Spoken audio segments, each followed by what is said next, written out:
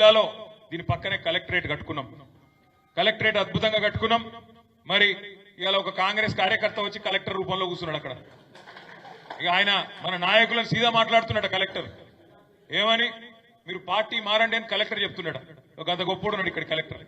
ఒక ఇటువంటి సన్నాసులను ఇవాళ తీసుకొచ్చి కక్షపూరితంగా రాజకీయం చేసే ప్రయత్నం చేస్తా ఉన్నారు.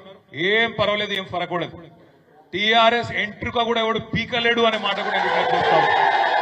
రేవంత్ రెడ్డి కాదు, వాని తాత వాని జేజమ్మ దిగొచ్చినా కూడా రాజన్న సిరిసిల్ల జిల్లాలో మీ ఎంట్రుక కూడా ఎవడు పీకలేడు. దానికి బాధ్యత నాది. ఏం కాదు, జీవితం అన్నాక ఆడాడ తగులుతాయి దెబ్బలు.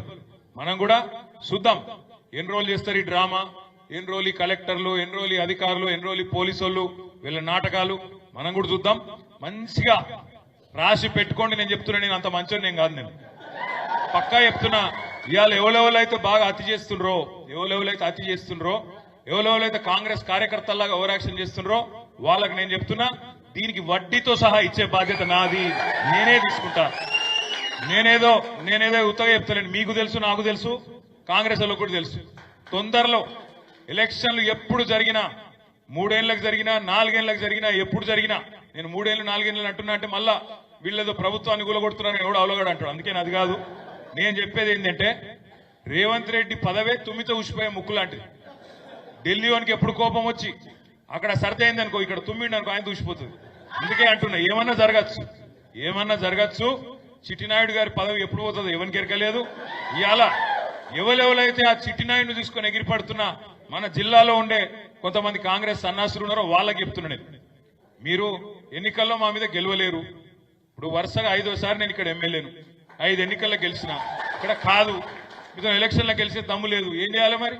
ఇలా గెలిచినాం కదా, ప్రభుత్వం వచ్చింది కదా అని అడ్డం పెట్టుకొని, పదవి ఉన్నా లేకపోయినా ప్రజలు చీత్కరిస్తున్నా, ప్రజలు పక్కకొద్దు మీరు చీకొడుతున్నా, ఇవాళ అధికారులను అడ్డం పెట్టుకుని ఊరేగుతున్న సన్నాసులు ఎవరైతున్నారో వాళ్ళకి చెప్తున్నా నేను. కనీసం వీళ్ళకి ఎంత తెలివి తక్కువలంటే నేను మొన్న చూసి నవ్వుకున్నా. ముఖ్యమంత్రి వచ్చిండు జిల్లాకు, ఏదో 4 మంచి మాటలు చెప్పిపోతారేమో అనుకున్నా. ఈ ముఖ్యమంత్రితో బాధ ఏంటంటే, ఆయన బాలల దినోత్సవం కోతే కేసీఆర్ని తిట్టుడు, బాలల దినోత్సవం కోతే చార్మినార్ కాడ రాజీవ్ గాంధీ సద్భావన యాత్ర కోతే అక్కడ కేసీఆర్ ని తిడతాడు. ఆఖరికి ఆయన బర్త్డే చేసుకుని యాదగిరిగుట్టకు పోయిన ఆ రోజు కూడా కేసీఆర్ ని తిడుతుంది. ఇక సిరిసిల్లకు వచ్చినాక ఎట్లా తిడతాడు, నీకు తెలుసు, నాకు తెలుసు. ఇక ఒకటే తిట్లు. ఏమున్నది పరిపాలన? సంవత్సరం చూస్తే ఏం జరుగుతున్నది? కేసీఆర్ దేవుని మీద ఒట్లు, కేసీఆర్ ను తిట్లు, హామీలకు మాత్రం తూట్లు. ఏమున్నది అంతకంటే పీకింది? నువ్వు మీరు ఆలోచన చేయండి. దేవుళ్ళ మీద ఒట్లు, కేసీఆర్ కు తిట్లు, హామీలకు తూట్లు. 6 గ్యారంటీలు అన్నారు. 6 గ్యారంటీ మాత్రమే అమలైంది. ఇంకొక్కటని అమలైందా? రుణమాఫీ అన్నో అయిందా? కాలేదు.